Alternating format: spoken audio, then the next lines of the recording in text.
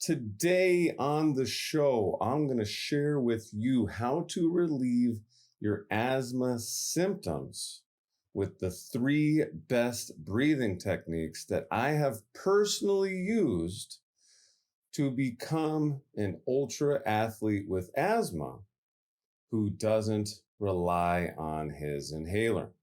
Now, I always bring my inhaler with me, and I have since I was prescribed my inhaler as a child. However, early on in my life, I was advised by multiple alternative medical doctors to use my inhaler less.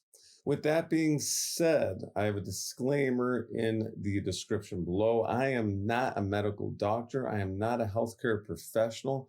I am an athlete with asthma who teaches based on my experience. Everything I share with you on this podcast and on my YouTube channel is based on my own experience. So always make sure that you consult your medical professional before integrating any of these techniques into your life. It all started when I was 4 years old. I was told by a doctor that I wouldn't be able to play soccer. I wouldn't be able to be a runner, and that I would have to heavily rely on my inhaler if I was even going to attempt to do any of these exercises. Well, my parents advised me differently. Remember, I'm 4 years old. I'm not really making any decisions for myself at this point. So they sought other advice for me. And what I learned is that instead of relying on my inhaler, I could start integrating different breathing techniques into my workout. So at that point, playing on the playground, just running around with my friends, or my favorite sport at the time, playing soccer. So instead of immediately using my inhaler before a game, before a practice, before going out on the playground and running around during recess, I would have my inhaler on me and instead focus on different breathing techniques. At the time, as a kid, I wasn't going to be counting. There's a lot of breathing techniques out there talking about 4 counts in, hold, 4 counts, hold, 4 counts out, etc. And some of these techniques work really well. But let's be honest, is a 4-year-old really going to take the time to count? Are you going to take the time to count when you're running your marathon? Maybe, but why not simplify it even more? So the first breathing technique I want to share with you is what I call the long or extended exhale. So instead of focusing on counting your inhale, then counting your hold, and then counting your exhale, I invite you to just count your exhale, or don't even worry about counting your exhale. Just extend your exhale. What happens when you extend your exhale is you are going to automatically extend your inhale, which is going to ultimately allow you to calm down your nervous system and increase the amount of oxygen that you are integrating into your body. So as a 4-year-old, this was a lot easier for me to conceptualize than, okay, I just learned how to count, and now I have to count my breath in, hold my breath, and then count it out. That was really difficult. So to this day, instead of the counting technique, I just focus on long, extended exhales. Now, what did this do for me? Well, as a child, this allowed me to go from having to rely on my inhaler to even get on the soccer field, to ultimately being able to play an entire 90-minute game once we were playing 90-minute games. So this is more when I'm like 10, 11 now. And playing multiple 90-minute soccer games in one day without ever touching my inhaler. Yet again, I always had it with me. But as I got deeper and deeper into a soccer game, and I actually played every position in my life. Now, when I was 10 or 11 years old, I was playing a lot of midfield. Well, if you've ever played soccer before, the midfield position runs the most on the field. So I not only was playing entire games, I was playing the most running or cardio intensive position in soccer. And how I did it was I would always focus on my exhale. So after a long sprint to go after the ball or to go and score a goal, I would focus on long exhales. And to make sure I was exhaling, I made the exhale very loud. And this is a tip I have for you. So instead of just focusing on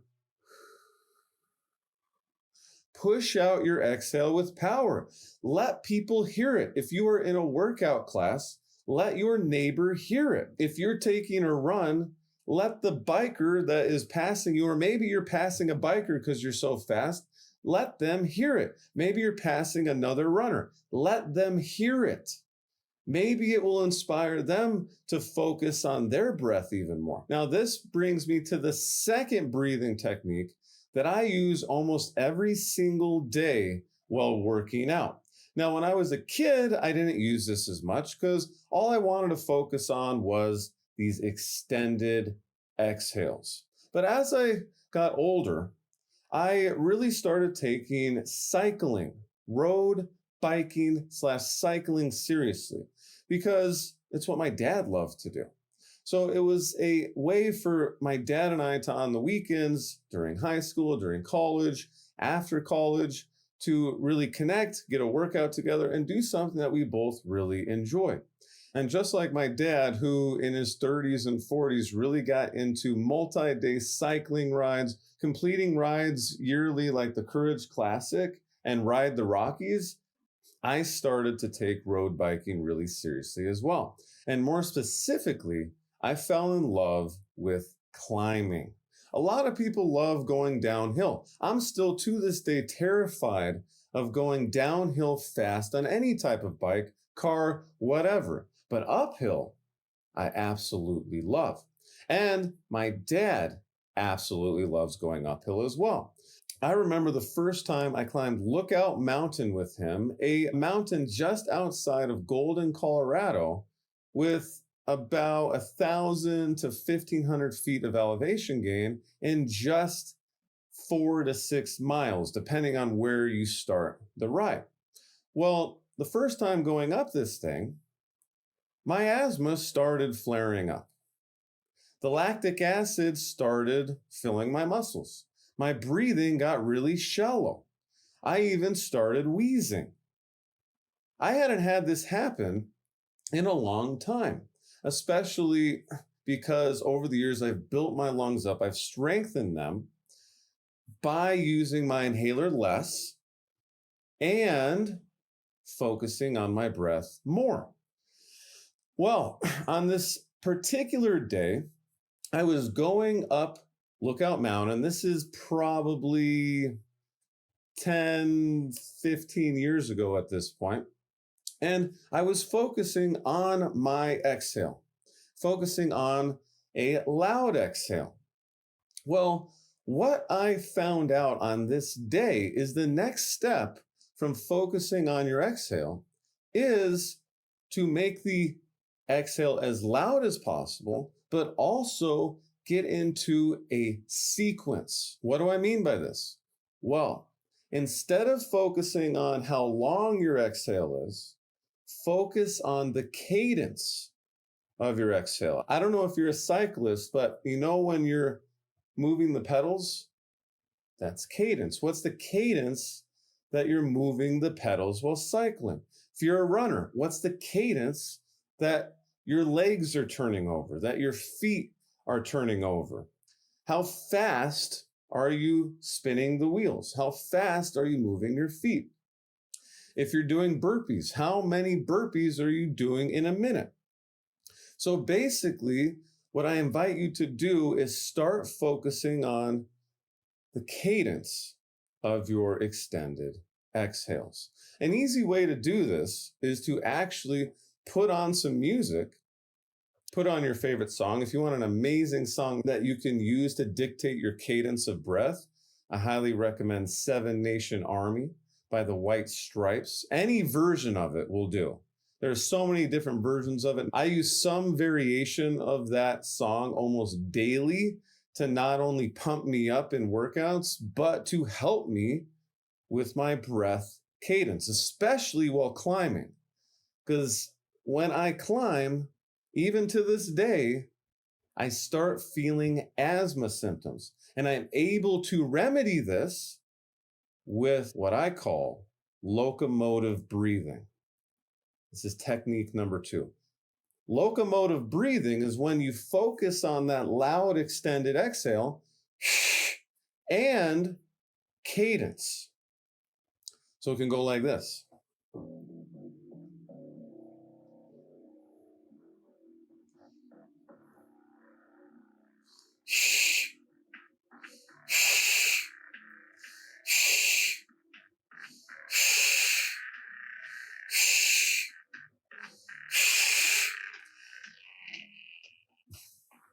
It gets really fun. And as the beat picks up, you can choose what beat you're going to breathe on.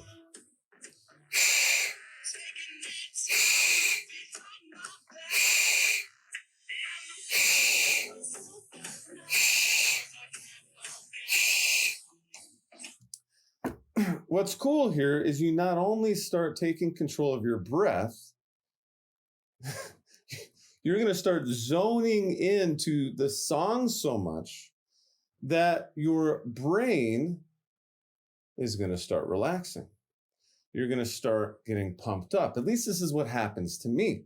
And you can do this with any song that has a beat that you can follow. Now, when I was climbing Lookout Mountain this day, I was not listening to music. I don't particularly listen to music while road biking, especially at that time because Bluetooth headphones weren't really a thing. And if they were, not many people had them. I definitely did not have them. I had the wired headphones. And the problem with wearing wired headphones while cycling is if they fall out of your ears, they're going to most likely somehow find their way into your wheel, into your pedal. It can be very dangerous. So back then, when I started doing these intense rides, these 80-mile rides, ended up doing a 100+ mile ride with 10,000 vertical feet, climbing up 14,000-foot mountains with paved roads to the top on my bicycle. There was no way I was going to wear headphones and listen to music. And in these organized rides, you were banned from using headphones, rightfully so. So in that case, what you need to do is figure out a cadence based on what you're doing. Now, it could be as simple as naturally coming up with the cadence by doing that exhale, letting your brain do the inhale on its own, and then forcing out the next exhale. That is the simplest way to do it without music. You could also match it to your stride if you're running, or you can match it to the cadence of your feet while you're biking. One way I do this while I'm climbing, because my cadence slows down, is I'll pick one of my downstrokes, either my right leg or my left leg. And I may not hit my breath on every downstroke, but maybe every other downstroke of my right leg or down pedal. So my left knee comes up, right foot goes down, breath. You can do this in HIIT classes. Okay, you do this with doing reps. So if you're doing bicep curls, literally it's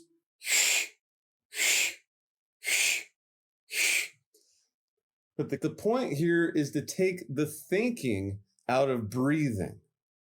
When an asthma attack happens, at least when an asthma attack happens, for me, I panic.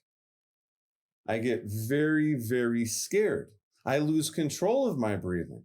But by focusing on the sound of my exhale and the cadence of my exhale, the tone of my exhale, the sound of my exhale, my brain gets zoned in and everything calms down. Now, if this doesn't work for you, make sure you have your inhaler. Always have your inhaler, because our inhalers are our fail-safe. Inhalers keep people alive. So make sure you have your inhaler with you at all times, and don't be afraid to use it right away. Now, after I became a pretty serious cyclist, specifically climbing hills, I was introduced to hiking 14,000-foot mountains. Now, as a child, my parents would take me hiking. And for whatever reason, I just did not like it. I don't know why, because I love hiking today, but I did not like it as a child. Well, all of that changed back in 2015 or 2016 when a very good friend of mine, Steven, introduced 14er hiking to me, or 14er climbing. What is this? It's when you climb up a 14,000-foot mountain. Now, in Colorado, we have anywhere between 52 and 58 14,000-foot mountains, depending on what list you look on. The government defines a 14,000-foot mountain based on different things, and there's a bunch of other random lists as well. But the point is, there's between 52 and 58 of these things in Colorado, and they are the largest mountains in Colorado. Now, we also have over 600 13,000-foot mountains in Colorado. 600. It's crazy. Now, every doctor that I've talked to over the years has told me that the higher the elevation, the more risk to me as someone with asthma. It makes sense, right? The higher elevation you are, theoretically, the less oxygen available in the air, which means the harder your body has to work to take the oxygen in the air and use it. Okay? So you may even find that if you live at sea level and you fly into Denver, Colorado, you may not do any hiking at all, but your asthma flares up. It makes sense. It's science. There's less oxygen the higher up you are. Well, now picture going from a mile above sea level, which is 5,000 plus feet, going all the way up to 14,000 feet. 9,000 foot difference. I live at a mile high, and I'm hiking to almost 3 miles high.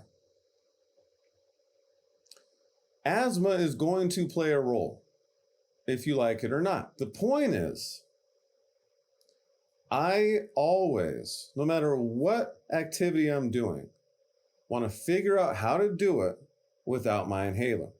So that first time, yes, I used it. I actually used it on our second hike as well when we climbed Mount Albert. So the first 14er I ever did was Gray's Peak. Then we did Torrey's Peak because it's right next to Gray's. I did not need my inhaler for Torrey's because I already had the albuterol in my system. Things calmed down. I started to adjust. My body started making more red blood cells to take in and transport the oxygen, and I was good to go, but I still had it with me. The next 14,000 foot mountain I hiked was Mount Albert, which is the highest peak in Colorado, more than 14,400 feet. Yet again, I brought my inhaler. There were multiple people on that hike that had asthma, and we all had our inhalers. Now, the third 14er hike I did was Mount Evans, which you can see from Denver. It actually has been renamed in the past few years to Mount Blue Sky. Why did they rename it? Well, that's another story that I'm not going to share with you today. You can just Google it. Mount Evans, Mount Blue Sky, name change, why? Anyway, on this third 14,000 foot hike that I did, I brought my inhaler. I did not use it. And it's because on the previous 14,000 foot hikes that I did, I integrated locomotive breathing, especially as things got tough and especially as we got over 13,000 feet. To this day, when I hit 13,500 feet on foot, on a bike, whatever, if we drive up to the top of Mount Evans, that is when the altitude and the elevation really starts to hit me. Now, today, my asthma doesn't flare up as much. It's more of a mental sensation that I feel. But that's because I use locomotive breathing. I've gotten really good at it, and I've trained my system to be extremely efficient with oxygen.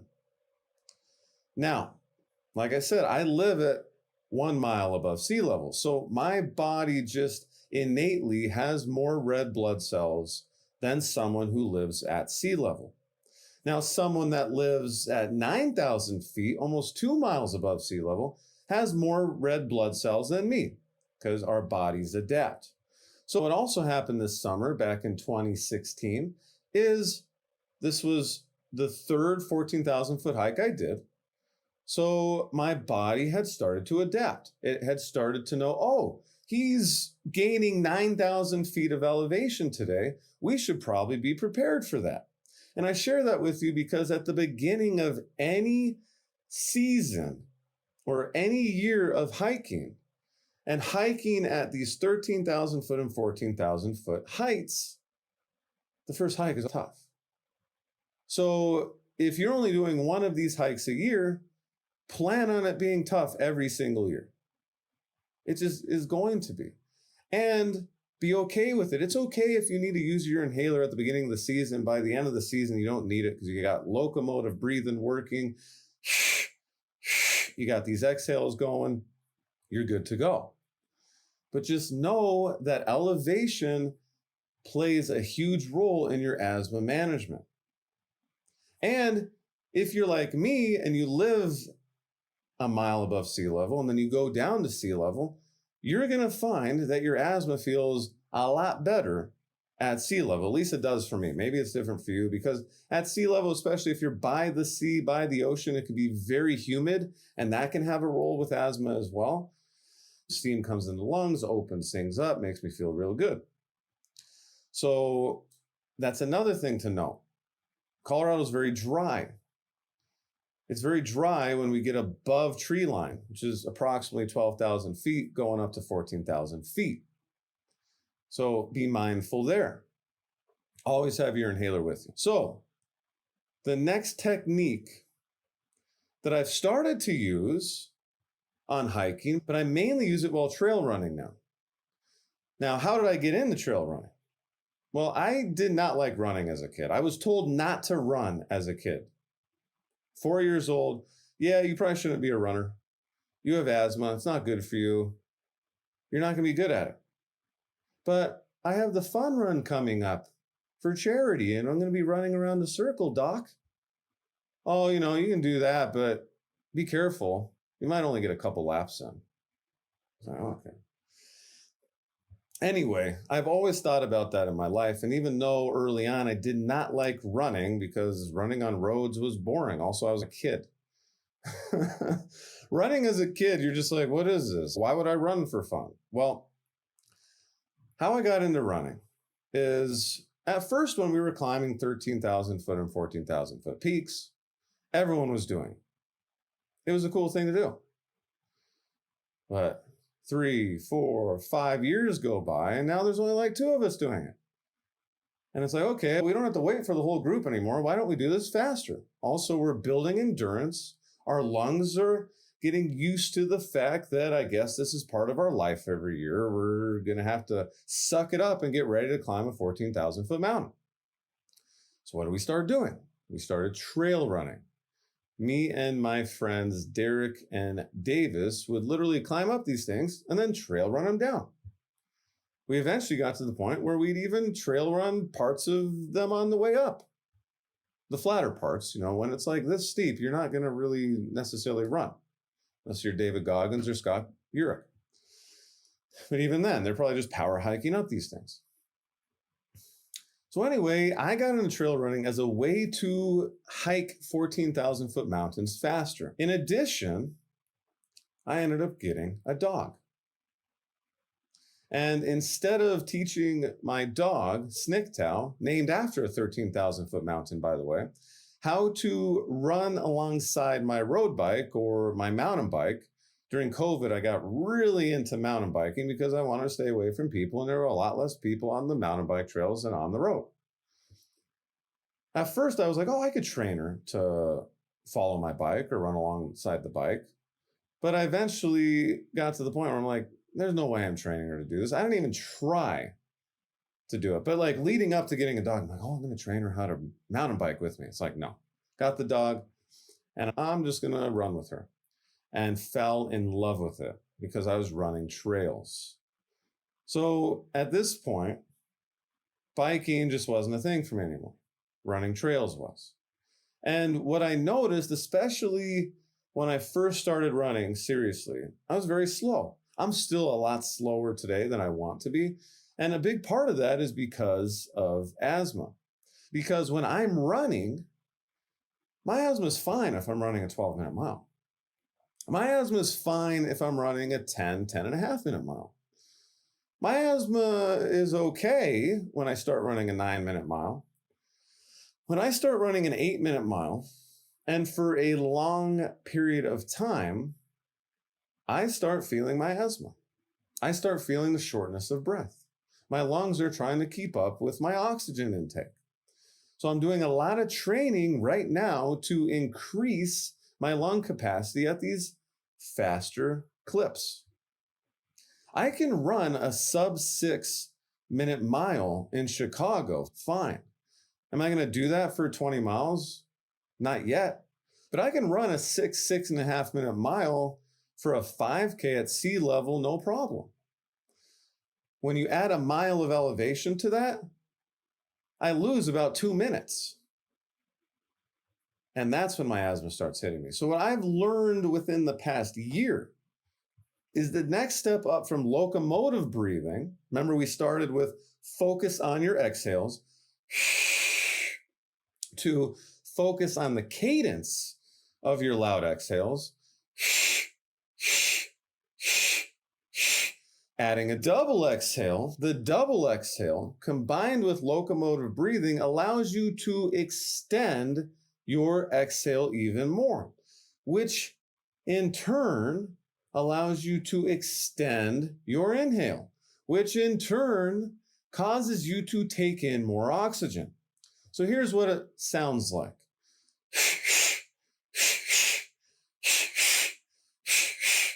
So what's the difference between the double exhale and the single exhale?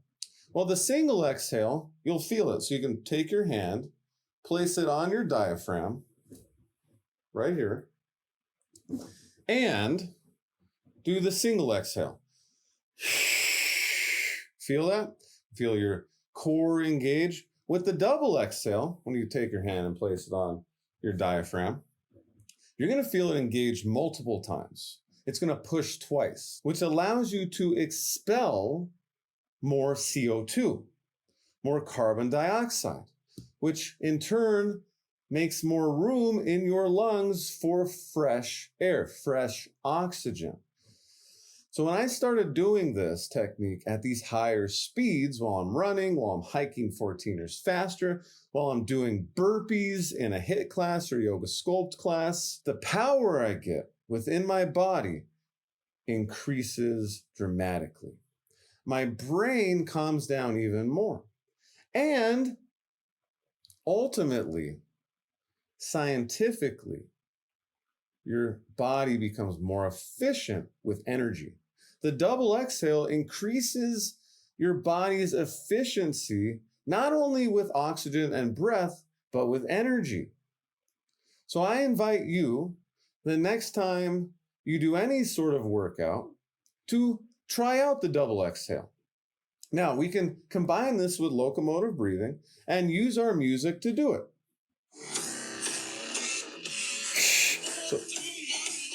So here's locomotive breathing.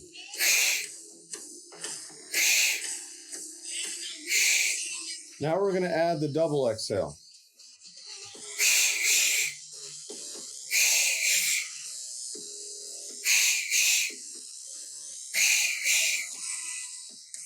So you're adding that second exhale. You're engaging your core, your diaphragm to expel that carbon dioxide. and open your lungs up for oxygen. So I just started using this technique within the past year. And some of you may know that I ran my first 50-mile race back in September 2023. Now, as an athlete with asthma and an ultra runner with asthma, at that point I had done two 50Ks, about 8 marathons, and this was my first really big ultra, 50 miles. My goal at that point was to finish. That was it. I just wanted to finish the race. Being an athlete with asthma, finishing a 50-mile run in and of itself is an amazing accomplishment, especially when you're told at 4 years old you're never going to be a runner. Now, I also finished the 50-mile race without using my inhaler. It took me over 13 hours to do so, and I did use locomotive breathing throughout the race, but I also walked a lot during this 50-mile race, which is fine. It's an ultra marathon. You are expected to walk. Run walking is really the only way to become an ultra athlete. At some point, you are going to walk. Even the best ultra runners in the world learn how to power walk and power hike because they're doing these races where there's 40,000 vertical, 50,000 vertical over countless miles, 100 miles, 50 miles, 150 miles, 200 miles. You're going to walk. Well, fast forward a year after learning how to integrate the double exhale into my life, in addition to putting another 2,500 miles not only on my feet, but on my lungs. Hiring a trainer, having an amazing team and preparation, I tackled a 100K run. 100K is 62.2 miles. This is 12.2 miles more than the 50-mile race I did a year prior, back in September 2023. September 2024, I ran the same race, it's right here, the Bear Chase, but this time I ran the Bear Chase 100K, which is the longest variation of the race that they offer. I not only beat my 50-mile time by 3.5 hours, I beat my 50-mile overall time by 1 hour, and I ran 12 more miles. Well, a big part of this is I was able to train my lungs even more over the past year. I did not use my inhaler once, by the way, during training, except when I had COVID. I had COVID during training. And whenever I get sick, I need my inhaler. And I definitely, as I was getting over COVID, took a couple of runs and yeah, I had my inhaler.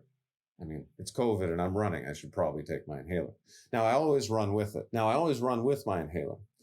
Okay, here we go. But one of the techniques I integrated heavily into my training and into race day was the double exhale. Combined with locomotive breathing. This allowed me and empowered me to walk less. I walked a fraction of the time that I walked 1 year prior. I also was able to hold a much faster pace during the 62 miles. I was also able to take less breaks and shorter breaks. Cumulatively, I'm pretty sure I only took about 30 minutes, maybe 45 minutes tops of breaks in my 100K run. And that includes exchanges at the start finish line, 12.5-mile loop, did it 5 times, and all of the aid stations, using the bathroom, filling up water, all of that. It only took about 30 to 45 minutes over a 12-hour span. A year prior, I'm pretty sure it was more like an hour to 2 hours of resting. So I was able to decrease that. And a big part of that was mastering my breath, mastering the extended exhale, mastering locomotive breathing, mastering the double exhale. And I ultimately was able to win the race. So I went from just finishing the 50-mile race, getting 29th out of 50 finishers, to winning the 100K race, getting first overall male, second overall, and inspiring me to see how far I can take this. as an ultra athlete with asthma. My running journey has had its ups and downs.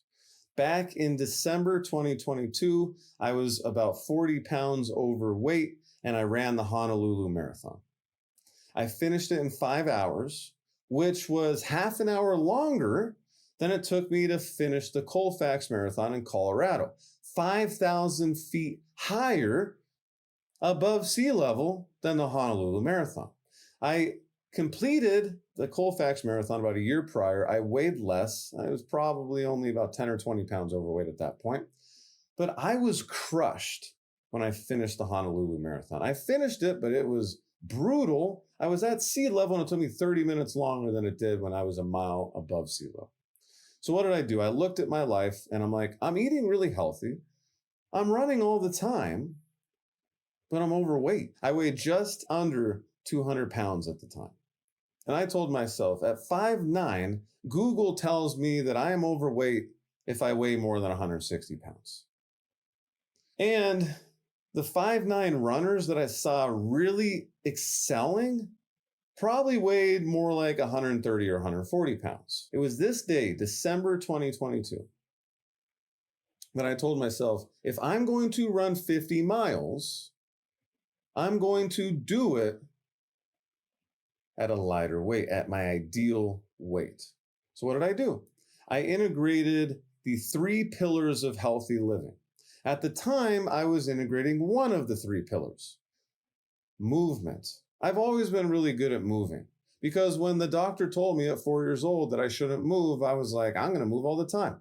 I'm not listening to you. And throughout my life, I've always done some sort of movement, either in exercise, in social activities, mowing the lawn, doing chores, whatever it is, I've always enjoyed moving. But there's 2 other pillars that I discuss in my free healthy living guide, which I have linked in the description below this video. You can also grab it at www.athletewithasthma.com/healthy/living/guide. Go grab your copy of my healthy living guide, how I lost 2 pounds a week, even though I have asthma, and learn the 3 pillars of healthy living that you can easily integrate into your life today without drastically changing your diet and without drastically changing your lifestyle. Today, depending on my training and when my next race is, I weigh anywhere between 150 and 160 pounds. Before my 100K race, I weighed 152 pounds. Today, I weigh 157 pounds, but I'm able to manage my weight and live a healthier lifestyle by integrating these 3 pillars of healthy living into my life. And by the way, weight loss has improved my asthma even more.